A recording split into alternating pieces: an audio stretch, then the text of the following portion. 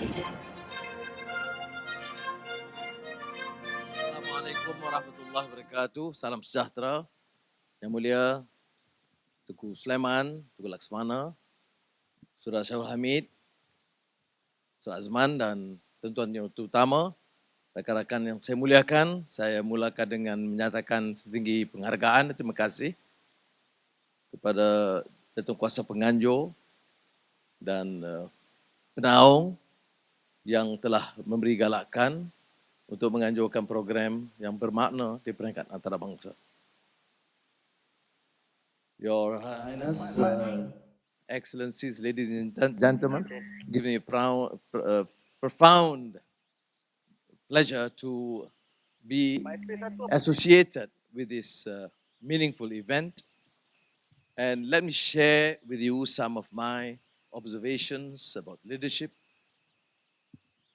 as a person not yet a leader but learning in the process.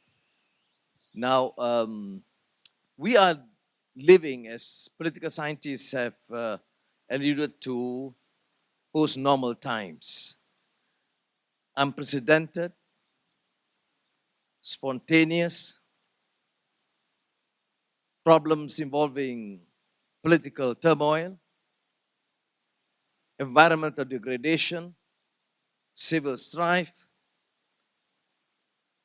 and also massive movements of people and refugees through migration, partly because of civil wars, and also due to environmental impact. Ban Ki-moon once said that this is a period of spontaneity because everything happens at almost the same time and spontaneous. You don't only solve a climate problem or political problem, economic issues, including the unprecedented trade war between China and United States of America, but you're dealing with numerous political, economic, social, climatic change and problems all at the same time. And though this relates to the issue of leadership, of course, it begins with the new profound change in digital technology. What is being in the field, new creation and innovation is startling, from normal computers to laptops to artificial intelligence, Internet of Things, big data. And to be able to comprehend this is a requirement now for all leaders in all fields, be it corporate leadership, business, education, or in politics. So the understanding of the problems is a prerequisite. Herman Khan once said that the problem that he anticipated, writing in the early 80s or the late 70s, is the growing number of leaders, uncharismatic, low moral profession. Neither the appeal nor the commitment to substantive issues of good governance and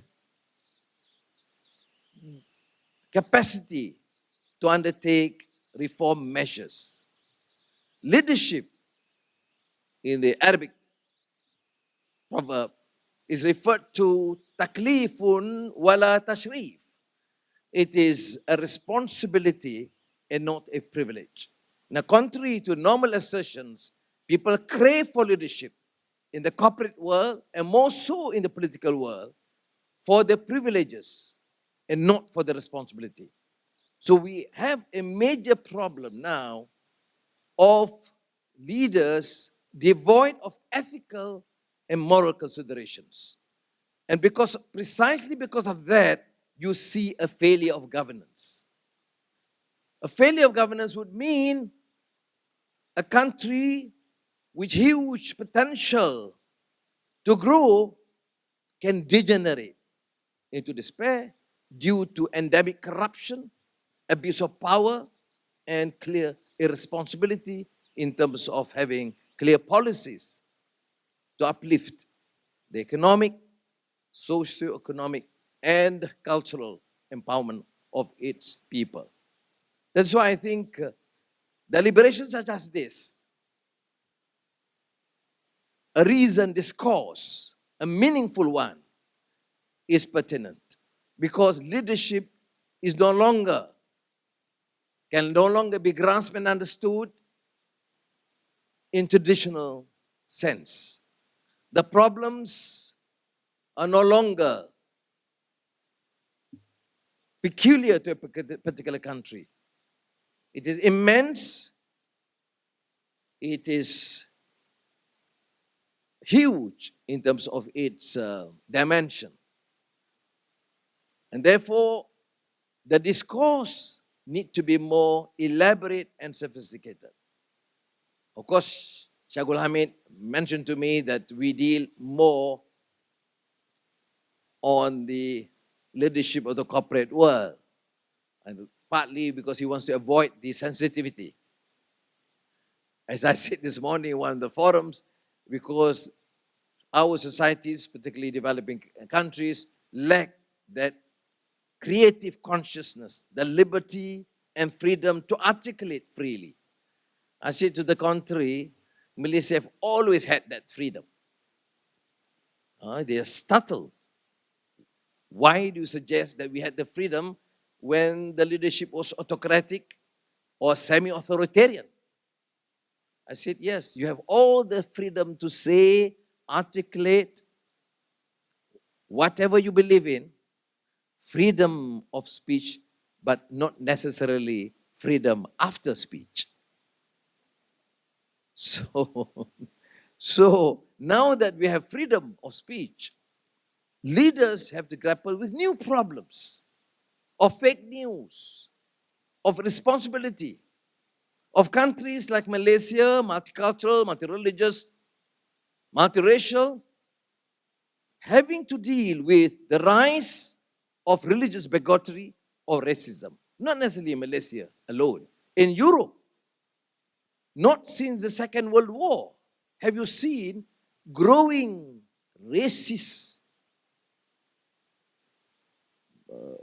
growing racism, which potentially is a problem for humanity at large. It is therefore pertinent that we return to the core principles and values. Leadership is about responsibility, taklif. Leadership is about knowledge and understanding. Leadership is about compassion and justice. But ultimately, leadership is about undertaking responsibility to human beings at large. You lead a corporate world and you cater for the interests of every single member who contribute to the entity. From the cleaners to the technocrats, to the analysts, and of course, to the managers. No corporation can succeed if you discard any particular sector. So a leader that's responsible must concern himself or herself with every single member who have contributed to the building of this corporation, which is not necessarily the rule. That is why you see such disparity between the privileges obtained by the top few as compared to the ordinary workers. You transpose this into a government, the same principle applies. No government can propel its economy purely by business community or political leadership or technocrats, because it involves every member, every citizen, due to their diligence and hard work, their intelligence, their discipline, all levels of society. And leaders must concern, therefore, concern themselves with the general welfare of every member, every citizen in the society. I think I have a great passion on this because not only because what I went through in the process of this struggle, back and forth, giving extended leave of absence. Well, it sounds nice, but actually it's a prison sentence. But I've always looked at it in a positive light. I would have never imagined I could read so much of classics and new literature, economics, politics, religion, had I not been given that rare opportunity of forced rest in Sungai Buloh from time to time. So we leaders have to remain optimistic. Leaders must be able to forgive and move on with their lives and the lives of their brethren. Because if you are too preoccupied thinking and reflecting with your own personal problems, you can never think in the interest of the corporation, and you can never think and work in the interest of a nation. I have opted for the interest of the nation and leave my personal predicament, however difficult it was, aside. I think my love for the country of this nation, Malaysia, supersede and transcend the predicament or the tribulations that I had to endure. So, ladies and gentlemen, thank you again for this opportunity. I commend Shahul and his team, Azman, and the patron for this great event. 11th year, understood? Yes. And you have in Malaysia this growing tradition of organizers, event managers that I am proud to be associated with because of their expertise and their meticulous, their penchant for meticulous details ensuring the success of the program.